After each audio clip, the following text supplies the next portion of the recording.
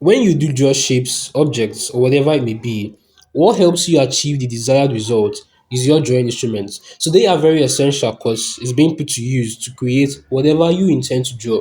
So how to use these drawing instruments is the focus in this video. Starting with the basic instruments like we have here, but this is actually the wire calculator which contains the basic instruments. That's why I'm using it. So in tutorials to come, I will maximize the explanation in this channel. So stay tuned in the tutorial. So what are we making use of? We make use of the compass and the divider. Then this is one. So we have the protractor. We also have the 30-degree set square and the 45 degrees.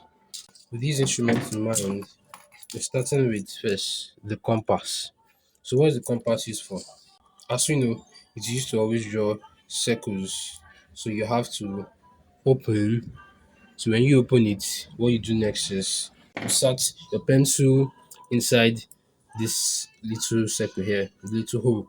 That's why you have this hole with the knot in here. So when you open the knot, good, you insert the pencil in here. Good. So when you insert it, all right, make sure that the tip are aligned. So when they are aligned, what do you need next? You tighten the knot. All right. So once you've done tighten the knot, making sure that the pencil is being stiff, then you check again to confirm if they are really together. All right. So after doing so, what is the pencil, or how do you make use of the compass with the pencil? So let's say, for example, you have to draw a line of. So let's say the diameter of the circle is 5 cm. What most people may do is for them to extend it, is you have to pin at the 5 there, all right, then extend to 0, which is totally wrong. But let us say the radius of the circle, which has a diameter of 10 cm, the radius is 5 cm. You always start from 0. So you pin at the 0 there, make sure you've been pinned at 0, then you extend. So once you pin, you use this hand, this left hand, to station it here, alright, so it doesn't shake. So once you pin there, what you do next is you use this right hand, extend, right? So you extend it to 5. So you make sure that they are both at where they are meant to be. So you count from 0, then from 0 you have 1, 2, 3, 4, then you have 5. So once you've gotten your 5, then you can be able to draw your circle. Alright? So let's say you're asked to draw a circle and the diameter of the circle has to be 5 cm. So do you just pin at 0 and extend to 5? What if you do so? What will be the outcome? The outcome may be this. You may have a circle like this. All right. So this is circle that you're going to have. How many cm is it going to be? Let's check. It will no more be the 5 cm that you intended to draw. It's going to be 10 cm, which is wrong. So how do you draw a circle of 5 cm diameter? What they mean by the diameter is, let's say you have your ruler with you. You draw 5 cm. All right.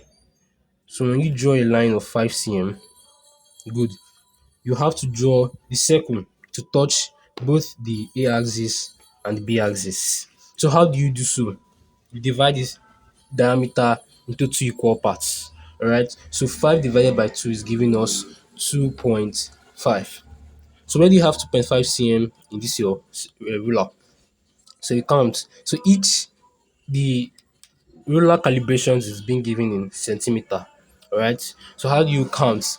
Each little dash or stroke is 0.1.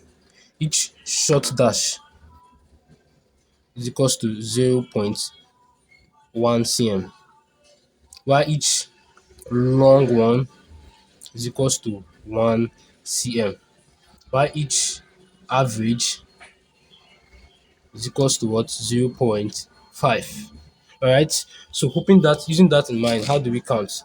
So we have 0.1, we have 0.2, 0.3, 0.4, 0.5. Average is what? 0.5. So let's continue. We have 0.6, 0.7, 0.8, 0.9, and 1 cm. So 0.9 plus 0.1 is giving us what? Here is 0 and here is 1. So this is approximately, this is 1 centimeter.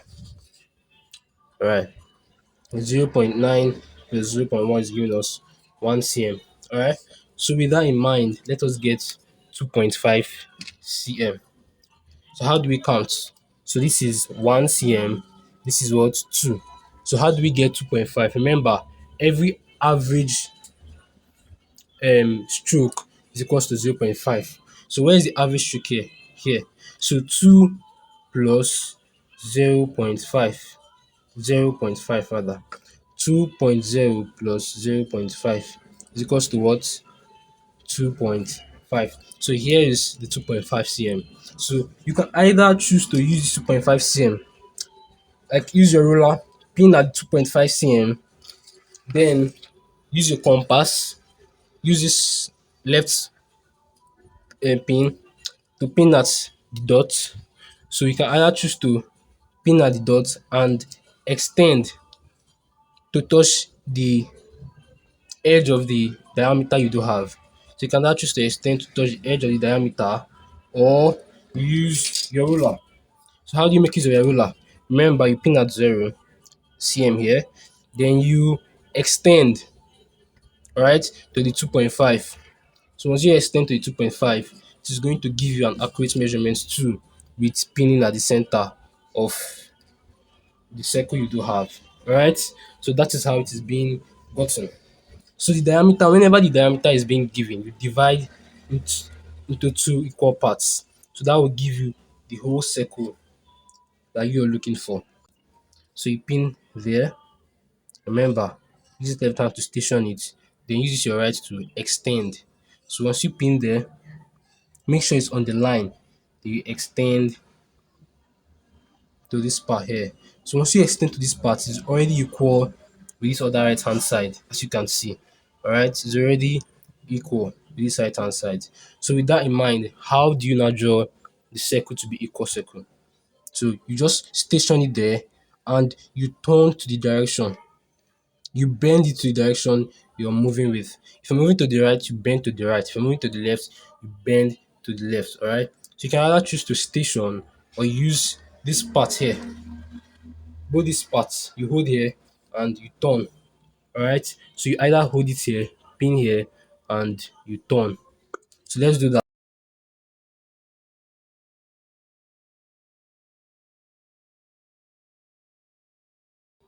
So you can see what's given. Right? It's giving you the circle. So we've had our accurate equal circle. So that's how we make use of the compass. Sometimes it may be so flexible that you have an incorrect circle. So what do you need to do in case your compass is shaken? Always need to have a screwdriver.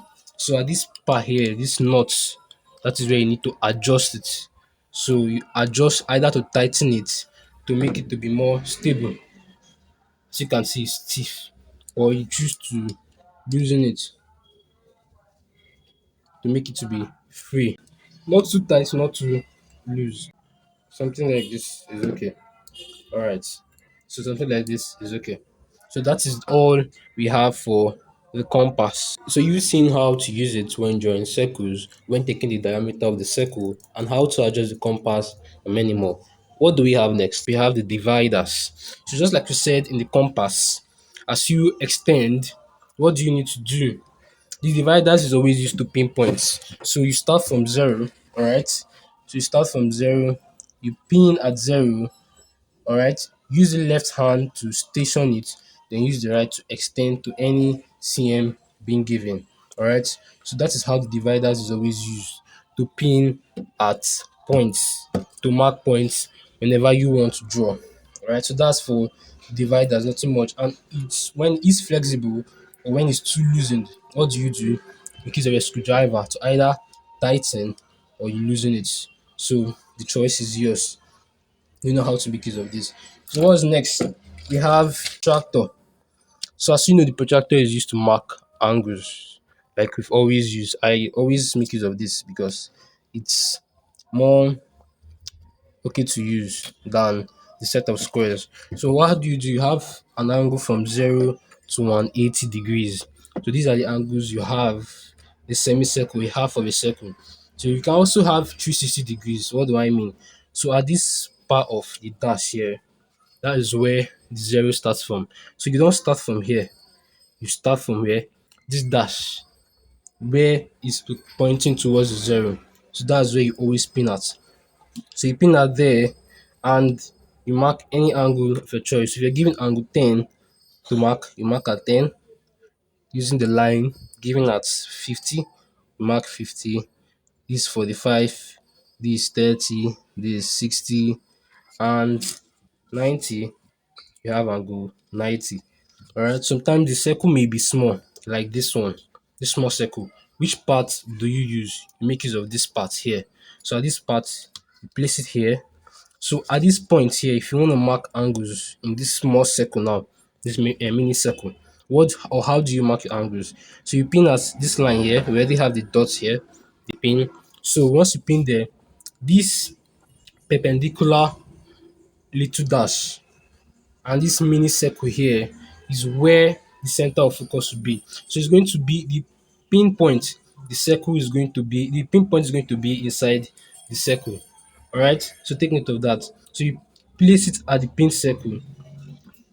You place it at the pinpoint, and you also use these lines to make sure it is being accurate. With the line, it's being on the line. All right. So it helps you to have accuracy. So you use these parts here to be on the line, also these parts to be on the line. And if the line is being longer, you also make use of this part too. Alright. So with this small mini circle, once we've pinned at our points, angle do we want to mark? Let's say 30 degrees. So this is 0. So how do we count? We have 10, 20, and this is 30 degrees. Alright. So at 30, we have this. Good. So this is our angle, 30 degrees. We choose to have 45 or 40. So this is 40 and this is what? 45, 50, and all the rest. So that's how we make use of the protractors to mark angles. Always remember, once you have a line drawn, you use these two parts, all these little down parts, to do what? Place it on the line being given. Alright? So that's how the protractor is being used. So you do not start from any part here. Always make sure you start from the 0 given. Same with the ruler. When drawing a straight line, you don't start from here. You start from where? The center and the line given the 0. So you don't start from here, anywhere here. Always start from the 0. And when drawing, let's say we have 5 cm. You remember where we started from? 0. We did not start from 1 to 5. We started from 0. And we not start before the 0. No, we started from the 0 here. So that's for the ruler. Then the set of squares. How do we make use of the set of squares? So this is angle 30 and this is angle 45. Alright? This 30, this is 45. So how do we know that this is actually 30 and this is 45? So using our protractor, alright, we have our angle 30 here. So let's make sure that this point here is inside the circle. And this down part is on this straight line. Alright, so this is 30. Let's get to 30 now. So this is here, they're on the straight line here, and they are here. So where is our 30? This is the 30 here. This is the 30. So it could not reach the point because the mouth here is broken. So that's why it cannot reach the center here. But note that this is what's giving us 30 degrees if you place it in the right order, because it is on the straight line, this down part here. So let's look at the 30 degrees already drawn. You can see what we're having. It's giving us 30. But because the mouth is being broken, that's why this part is not reaching the center here. Because if you do extend it, it's going to be more than 30. So it has to be on the straight line That's this down party, and the hypotenuse has to be at the 30 degrees mark. Then for the 45, using our compass, our protractor, to have 45, you pin at the center here, make sure it's placed correctly. But this part is being broken, so that's why we cannot have the accurate 45. So once it's being placed correctly, it's giving us what angle 45 degrees. So this is how to make use of the drawing instruments we do have, right? So for the ruler, we know how to make use of ruler in placing our points starting from zero and pinning anywhere. Alright. So you place it here, keep your hands here, and you draw your line. So that's all for drawing instruments. And as earlier said, this is just for the standard mathematical sets that you do know. As we dive deep into the tutorials, we'll learn more about engineering sets and lots more.